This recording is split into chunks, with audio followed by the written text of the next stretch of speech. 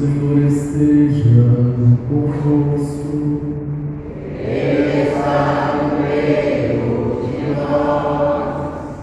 Proclamação do Evangelho de Jesus Cristo, segundo São Lucas. Glória a vós, Senhor. Naquele tempo, as multidões perguntavam a João: que devemos fazer? João respondia: quem tiver 2 túnicas, dê uma a quem não tem, e quem tiver comida, faça o mesmo. Foram também para o batismo cobradores de impostos e perguntaram a João: mestre, que devemos fazer? João respondeu: não cobreis mais do que foi estabelecido. Havia também soldados que perguntavam: e nós, que devemos fazer? João respondeu: não tomeis à força dinheiro de ninguém, nem façais falsas acusações. Ficai satisfeitos com o vosso salário. O povo estava na perspectiva, e todos se perguntavam no seu íntimo se João não seria o Messias. Por isso, João declarou a todos: eu vos batizo com água, mas virá aquele que é mais forte do que ele. Eu não sou digno de desamarrar a correia de suas sandálias. Ele vos batizará no Espírito Santo e no fogo.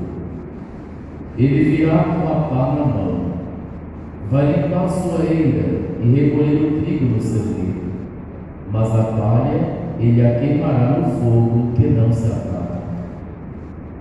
E ainda de muitos outros modos, João anunciava ao povo a boa nova. Palavra da salvação. Glória a vós, Senhor.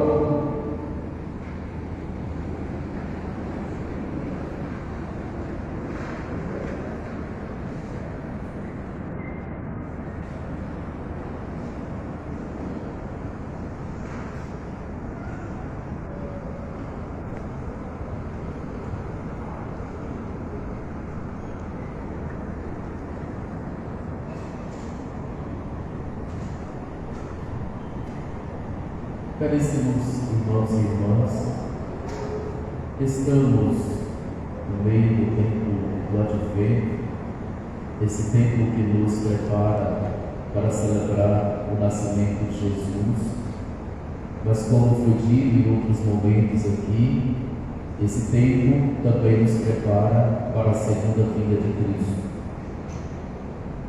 As 2 semanas iniciais deste tempo anunciam a segunda vinda de Cristo. Podemos dizer que até o dia de ontem nós falávamos através da liturgia da palavra sobre esta vinda de Jesus, que nós não sabemos nem o dia e nem a hora. Por isso, o tema da vigilância e da oração percorre esse tempo do Advento conosco. E a partir de hoje, nós vamos notar que a liturgia da palavra já nos insere no contexto do nascimento de Jesus. E hoje, o tema da alegria percorre a liturgia da palavra, nos convidando a viver esta alegria, pois o Natal já está chegando, essa festa tão bonita, essa solenidade, que marca uma vez por todas a história da humanidade. Todos os acontecimentos são contados ou antes de Jesus ou depois de Jesus, para dizer da grandiosidade do seu nascimento para a humanidade, principalmente, e a maior de todas, para nos salvar. Notamos no Evangelho que foi proclamado que a reflexão, que a resposta, os ensinamentos de João foram com base em torno da pergunta feita a ele: e nós, que devemos fazer? Talvez esta pergunta também está presente nos nossos dias, na nossa história, quando passamos por situações difíceis, mas também até mesmo na nossa questão de fé, muitas vezes nos deparamos com esta questão. E agora, o que eu devo fazer? Para tanto, caríssimos, temos na palavra de Deus as orientações para podermos seguir o que devemos fazer com base no que Jesus espera de nós. Mas antes de entrar nesta temática do Evangelho, gostaria de observar alguns pontos importantes da primeira leitura, que é da profecia de Sofonias, passando também pela carta de São Paulo aos Filipenses, para preparar o nosso coração para escutar as palavras que João disse àquele povo.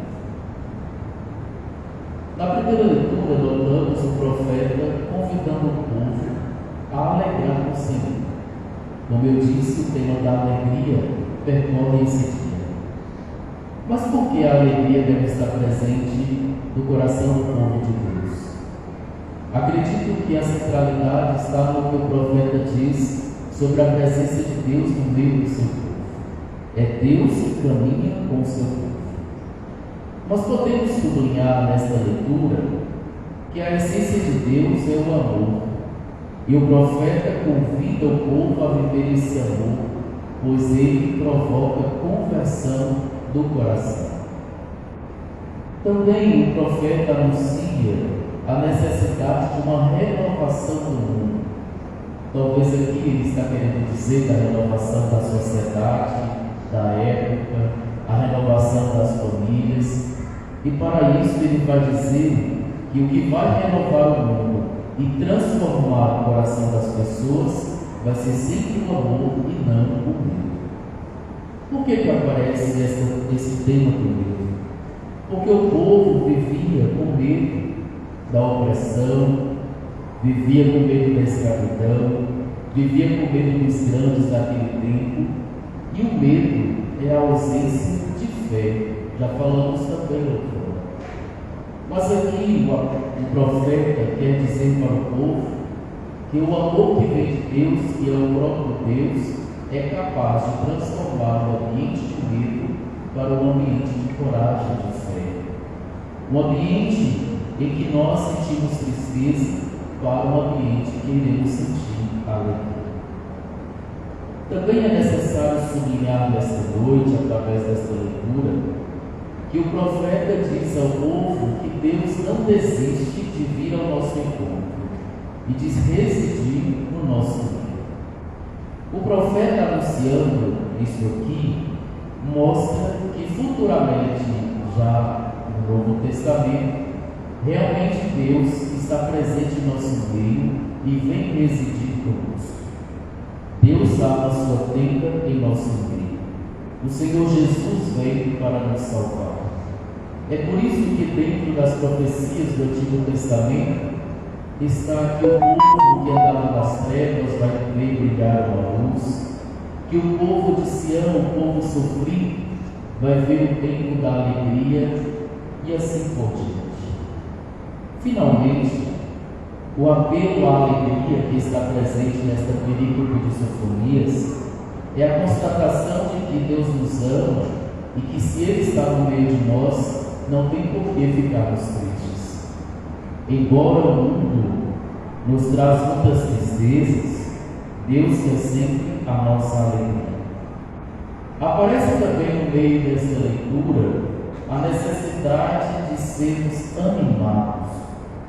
Assim, o profeta convida o povo para deixar de lado o desânimo que assola os seus corações.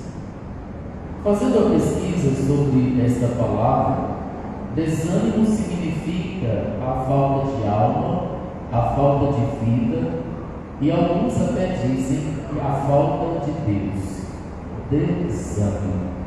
Ânima é alma, é vida. E quando estamos desanimados, estamos sem vida, sem perspectiva, sem força para viver. E o desânimo não combina com o cristão. Aqui, caríssimos, também podemos dizer E o profeta nos convida a sermos testemunhas da alegria, a alegria de Cristo. Para tanto, o Papa Francisco, no início do seu pontificado, há mais de 10 anos, ele nos convidava para viver a alegria do Evangelho. É tanto que ele tomou-se uma encíclica, Evangelho Gaudium, para dizer que precisamos ser pessoas alegres, e a alegria contagia o coração de todos. Já na leitura da carta de São Paulo aos Filipenses, o apóstolo Paulo, que no período que escreveu essa carta estava na prisão, faz um convite à alegria. Já começa o texto falando para que o povo possa alegrar no Senhor. Esse convite para alegrar no Senhor é justamente o que constitui a experiência cristã. Quem vive com Cristo, quem caminha com Cristo, é uma pessoa alegre, nos diz o apóstolo Paulo. Mas a alegria que o apóstolo quer dizer para aquela comunidade é a alegria dos que estão esperando a vinda do Senhor. Já sabemos que as comunidades primitivas viviam ansiosas pelo dia da segunda vinda de Cristo. E muitos estavam desanimando porque esta vida estava demorando demais. É por isso que o convite que o apóstolo faz é para que o povo possa alegrar, porque a vinda do Senhor está próxima. Me recordei com essa passagem daquele livro do Pequeno Príncipe. Acredito que a maioria de nós já teve contato com esse texto.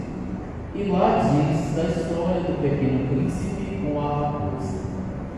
E em um momento o príncipezinho, dizendo que vai visitar a raposa, ela vai dizer a ele: se tu vens, por exemplo, às 4 da tarde, desde as 6 eu começarei a ser feliz.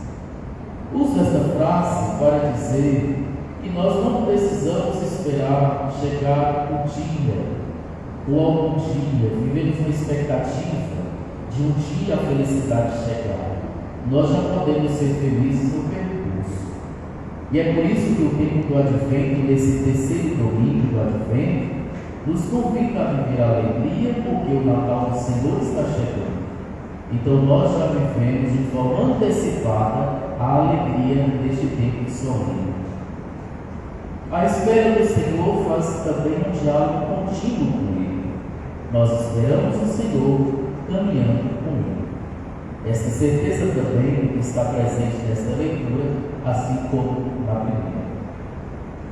Adentrando no Evangelho proclamado, esta película bíblica que traz um trecho de um momento em que João Batista está batizando o povo, e ali diante daquela cena, muitos grupos de pessoas vão ao seu encontro e começam a perguntar o que eles devem fazer. Primeiro foi o povo em geral: o que devemos fazer? Aí João Batista vai recomendar a sensibilidade às necessidades de quem nada tem e a partilha dos bens.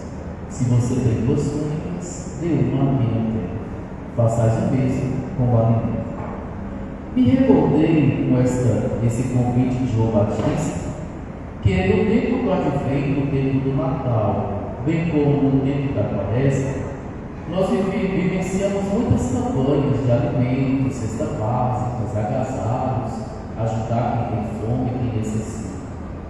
Mas parece que as pessoas só têm necessidade desse tempo, como se nos outros dias não tivessem necessidades. Ou muitos fazem uma obra de caridade nesse tempo e acham que já está quente com Deus. Já cumpri minha obrigação, agora eu vou ficar tranquilo. Na verdade, caríssimos, precisamos agir com misericórdia o tempo todo. Claro que esse tempo nos motiva, aquece o nosso coração, mas quem tem fome, não tem fome só no Natal, mas todos os outros dias do ano. O segundo grupo de pessoas foram os publicanos. E daí, João Batista vai pedir que eles não explorem o povo mais simples, que eles não se deixem convencer por esquemas de enriquecimento ilícito, que eles não cobrem mais do que já está estabelecido. Com isso, o profeta João Batista convida para sermos pessoas pautadas no Evangelho, para fazer tudo o que devemos fazer segundo os preceitos e os ensinamentos de Deus. Também ao terceiro grupo de pessoas que foram salvados, que também fizeram a mesma pergunta a João: e nós, o que devemos fazer? João pede que não usem de violência, que não abusem do seu poder contra fracos e indefesos.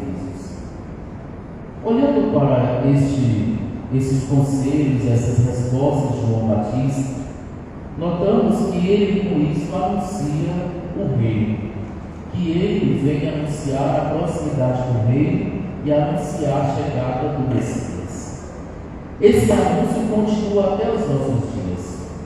Quando eu lia essas palavras no Santo Evangelho, eu percebia que a necessidade destes conselhos perduram até hoje. Se já tinha uma dificuldade, já tinha uma corrupção, já tinha um egoísmo no tempo de Jesus, imagine agora no nosso tempo em que as pessoas querem viver como se Jesus não existisse, como se não tivesse a necessidade de conquistar o céu. Com isso, no final do Evangelho, já a segunda parte, é João Batista anunciando a chegada do batismo no fogo do Espírito. E esse batismo que vai realizar é o próprio Jesus. João Batista vai dizer que vai vir alguém mais forte do que ele. Eu não sou digno nem de desamarrar as suas sandálias. João cumpre a sua missão de preparar os caminhos do Senhor. É por isso que João Batista é um dos personagens do tempo do Advento. E como ele, agora, somos nós, os profetas, que devemos anunciar a chegada de Jesus.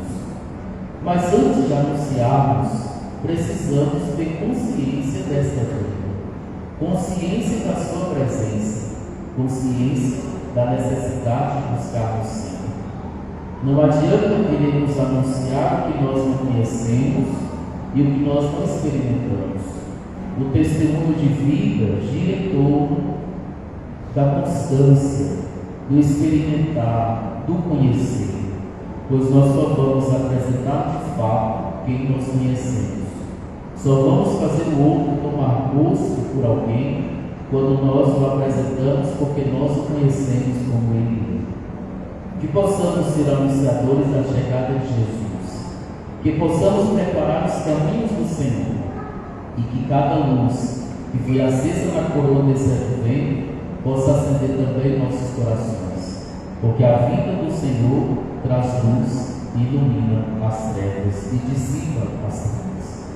Louvado seja o nosso Senhor Jesus Cristo. Para sempre.